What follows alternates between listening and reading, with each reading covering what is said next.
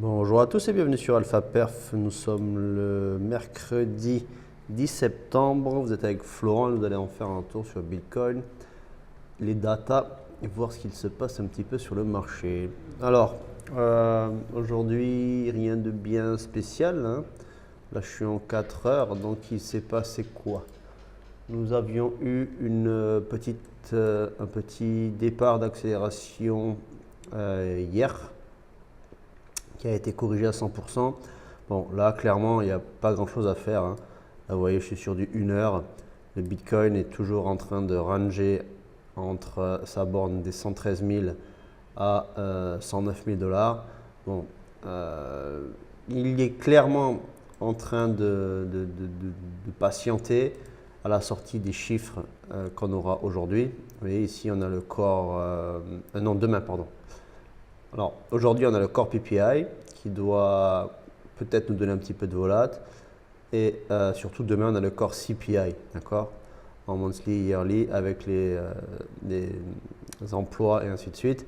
Ça, c'est vraiment les chiffres qui vont, pour moi, être le plus déclencheur de gros mouvements pour nous amener à un discours du FOMC semaine prochaine, donc mercredi prochain, où là on aura les chiffres de la Fed. D'accord?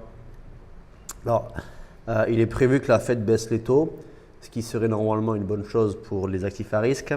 Il faut faire attention que le discours du FOMC ne soit pas trop bearish sur un point de vue économie américaine, parce que s'il décide de baisser les taux, c'est bon pour les actifs à risque, mais ça montre quand même une faiblesse de l'économie et il ne faudrait pas que les marchés soient effrayés par cette possible faiblesse qu'il qui pourrait y avoir aux États-Unis, qui s'installerait aux États-Unis, vraiment sur un point de vue économique. D'accord? En général, la baisse des taux fait toujours monter les actifs, surtout qu'on a le NAS, le S&P qui vont, pour moi, qui vont aller chercher un ATH, hein. Clairement, là, ça c'est le NAS en futur. Vous voyez, bon, il n'a pas grand chose à faire. Il est toujours à la hausse, proprement à la hausse. Pour moi, il attend vraiment les chiffres pour aller chercher un ATH. Pareil pour le S&P. Voilà, le S&P, il n'est pas bien loin de son ATH non plus. Voilà. Donc, ce qu'on voit clairement, c'est que vous voyez, le NAS les indices sont en train de monter. Bitcoin, lui, a du mal. Alors, il avait déjà fait son run, hein, avec un nouvel ATH l'autre jour. Il a du retard par rapport au marché tradi. Il est possible qu'à la sortie des chiffres ou à la sortie du discours, il décide de partir à la hausse parce que le discours va être donc baisse des taux et ainsi de suite. Alors, on dit que la baisse des taux est déjà pricé sur le prix. Oui et non. Enfin, pour moi, la baisse des taux est pricée parce que le consensus des traders, des acteurs de marché sont en train de jouer le prix dans ce sens-là. Donc oui, effectivement, elle est pricée sur un point de vue psychologique, mais le vrai pricing de la baisse des taux sera bien plus tard. Si jamais les taux baissent, ça veut dire que les acteurs vont re-emprunter des nouvelles liquidités à des nouveaux taux et c'est là où la liquidité rentrera sur le marché. Donc elle est pricée sur un point de vue psychologique, mais elle n'est pas pricée sur un point de vue mécanique. D'accord? Voilà. Ça, c'est mon avis, hein, ça reste mon avis. Il est bon ou il est mauvais, à vous de juger. Laissez en commentaire ce que vous en pensez. Je suis ouvert à toute discussion. Entre parenthèses, venez sur le Discord, on en discute aussi. On peut en parler avec plaisir. D'accord? Donc, Bitcoin, qu'est-ce qu'il nous fait? Rien de bien spécial sur du moyen terme. Par contre, en court terme, il y a des points qui sont relativement intéressants à marquer, hein, et à prendre. On voit qu'il réagit sur des zones relativement intéressantes. Là, il est en train de créer ce canal-là. Voilà, vous voyez, qui réagit parfaitement à la baisse et à la hausse. Alors à la hausse, on a ça, mais ça ne m'intéresse pas trop. On aurait plutôt ça.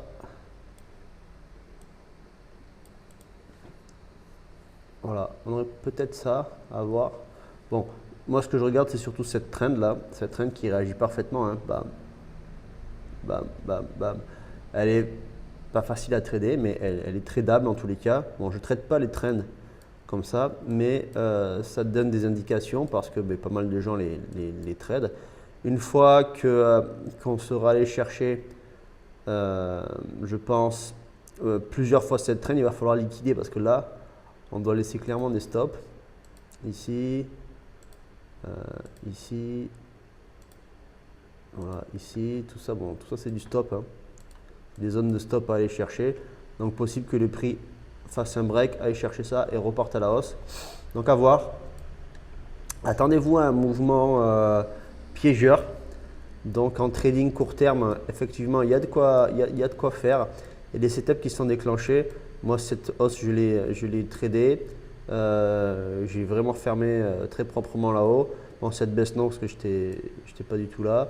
Celle-là, c'est pareil, je l'ai tradé. Bon, voilà, là, il y a une position qui pourrait être pas mal à tenter. À voir si on vient ici breaker ça. Vous voyez, là, on a de l'imbalance ici, de l'imbalance là. Je ne sais pas si vous voyez bien. Mais ici, là, bon, ça c'est. Hop, hop.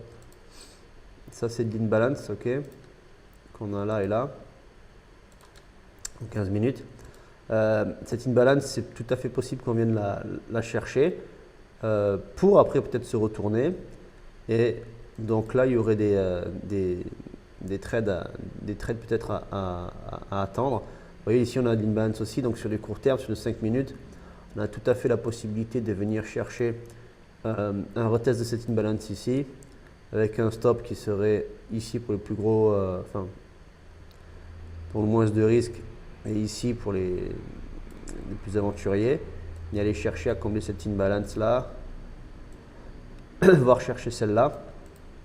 On resterait sur à très court terme, hein, à court terme, on resterait sur du baissier là, mais il y a ce long qui pourrait être pris.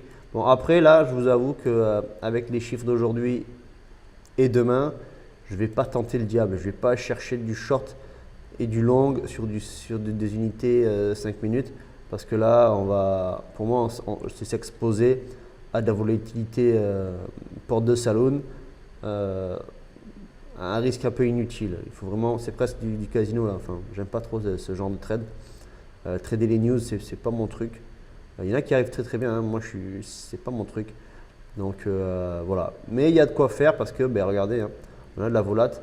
Donc sur du court terme, une fois une stratégie, par exemple SMC bien travaillée, bien étudiée avec des setups qui sont clairs, il y a quand même des jolis setups à prendre. Vous voyez, prise de liquidité, accélération, retest d'imbalance close, entrée et ça pète, quoi. Voilà. Moi je suis rentré ici, j'étais rentré par ici parce que j'avais attendu cette prise de liquidité en haut là.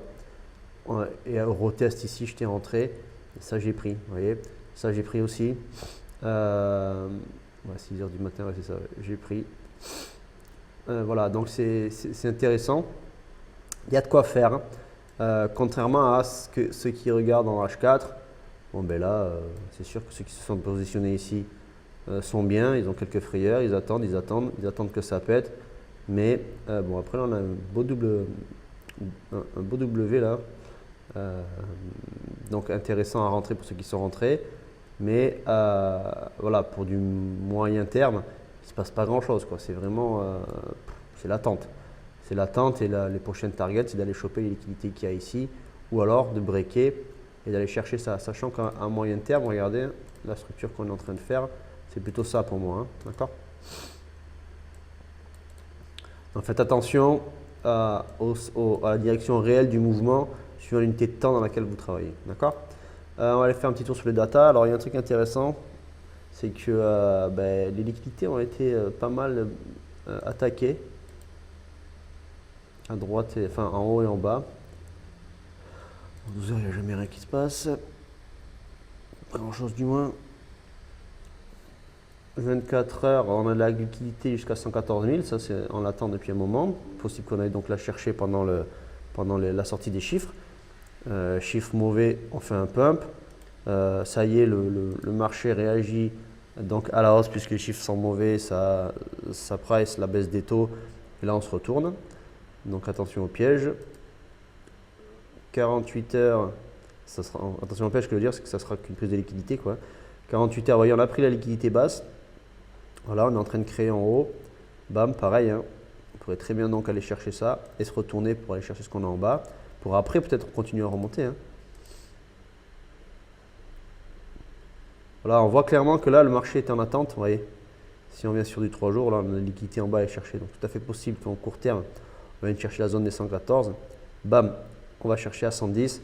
110, on fait peur à tout le monde. On commence à stresser tout le monde. Peut-être on fait une extension vers la zone des 106. Vous voyez, si on vient nettoyer cette imbalance là en 4 heures, hein, c'est l'imbalance 4 heures, on peut venir jusqu'au 104. On a un order block là qui pourrait nous retenir. On vient chercher les 100 000 $, ça commence à pleurer. Et là, on repart, hein, on met une structure et on repart. Donc faites très attention parce que là, la structure elle est quand même assez bâtarde. Le Bitcoin est relativement, quand même pas mal de faiblesses. Donc faites très attention à vos trades là. Surveillez bien votre risk management et ne faites pas les fous sur vos positions. Ok. Là, on regarde un peu ce qui se passe.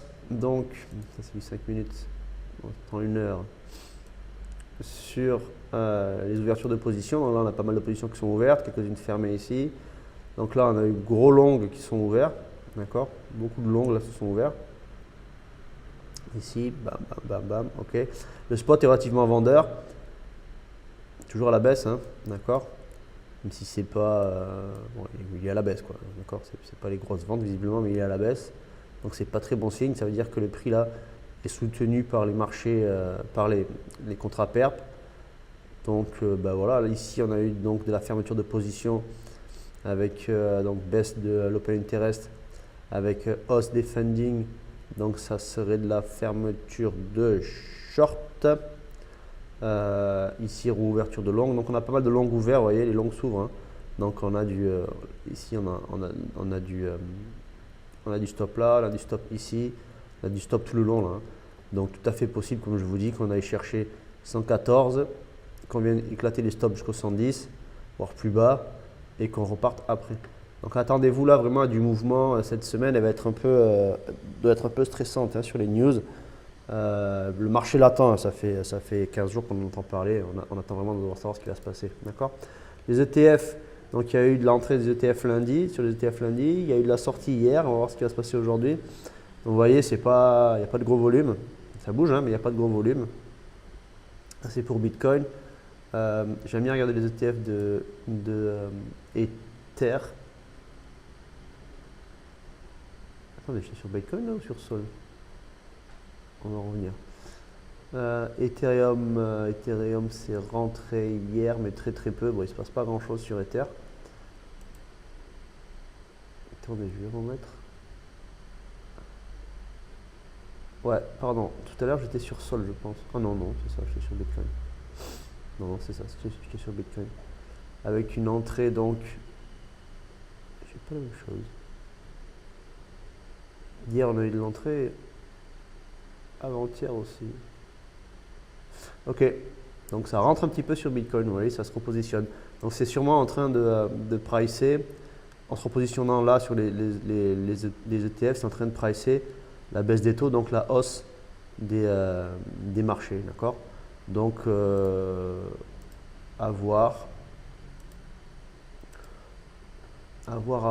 ce qui peut se passer. Bon, que font les whales? Ah mince, je ne suis pas connecté, c'est pas grave.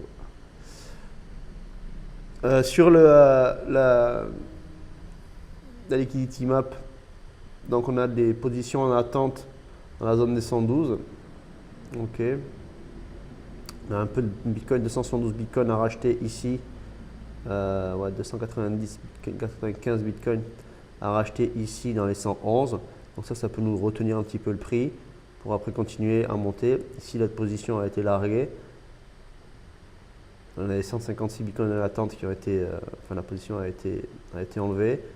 Je pense que c'est rajouté là, hein, voilà. Donc là, on a 320 bitcoins en attente, c'est quand même pas mal. S'il n'y a pas trop de volume, c'est que c'est pas forcément facile à passer. Voilà, pour moi, c'est une vente donc c'est une vente d'une position qui a été prise plus basse, prise de bénéfice. Et après là-haut, zone des 113 500. Voilà, là on a pas mal de Bitcoin à l'achat aussi. Vous voyez, 312, 321, 118, voilà, là on a quand même pas mal de Bitcoin qui nous attendent. Donc le prix peut buter tout à fait à la hausse, buter ici pour se retourner. Donc ça, le scénario pour moi il est assez visible. C'est vraiment le pump, possible dump. Alors jusqu'où on va dumper, ça je sais pas. Là le prix, c'est pareil, là ici on est quand même assez retenu. Quelques bitcoins à acheter. Donc possible retournement. Et là on pose une structure et puis on part réellement à la hausse. Alors est-ce que le bitcoin va nous donner la chance de se retourner pour se placer? Est-ce qu'il va partir, fake sortir, intégrer assez bas, enfin pas trop bas justement, et après se remettre à accélérer pour repartir vers un ATH? Ça, à voir. Il va falloir surveiller la price action aujourd'hui et demain. Ok, donc voilà, rien de plus à dire pour aujourd'hui sur Bitcoin. Si vous voulez un petit update dans la journée, je pense que j'en donnerai sur le Discord parce que je vais suivre les chiffres. Et puis, venez sur le Discord pour ceux qui n'y sont pas. Venez vous abonner, c'est gratuit. Enfin, vous inscrire, c'est gratuit. Voilà, c'est toujours un plus de pouvoir participer à ce qui pourrait s'y passer. Voilà. Allez, ciao, ciao, bon trade à tous et puis be safe.